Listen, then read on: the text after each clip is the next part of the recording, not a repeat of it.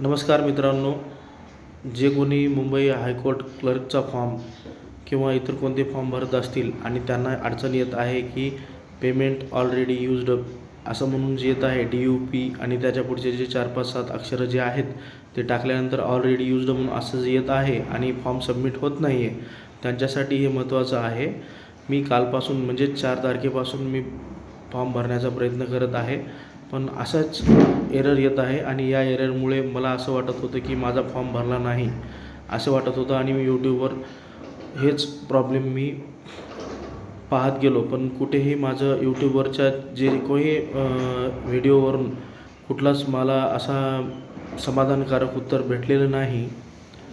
पुन्हा मग मी असेच कमेंट पाहिल्यानंतर मला असं कळालं की फाइंड युअर रजिस्ट्रेशन नंबर जे आपल्या क्लर्कचे ॲप्लाय ऑनलाईन आहे तिथं त्याच्यानंतर 4 ऑप्शन आहेत. त्या लास्टच्या ऑप्शनवर क्लिक केल्यानंतर तिथं आपला ईमेल ID आणि मोबाईल नंबर टाकल्यानंतर रजिस्ट्रेशन ID आपल्याला भेटून जातो आणि तो रजिस्ट्रेशन ID आपण ओपेरा ब्राउझरमधून डाउनलोड तुम्ही करून घ्या. ओपेरा ब्राउझरमधून ॲप्लिकेशन डाउनलोड होत आहे.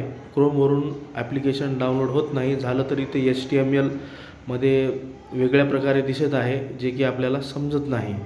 तरी चिंता करण्याचे काहीच काळजी नाही. ज्यांचं पेमेंट काल झालेलं आहे, ज्यांनी कोणी सुरुवातीला फॉर्म भरला आणि फॉर्म भरल्यानंतर सबमिट आय ॲग्री बटनावर क्लिक केल्यानंतर ज्यांना असा एररचा प्रॉब्लेम येऊन गेला, तशा सर्व लोकांचा फॉर्म माझ्या मते तरी भरला गेला आहे.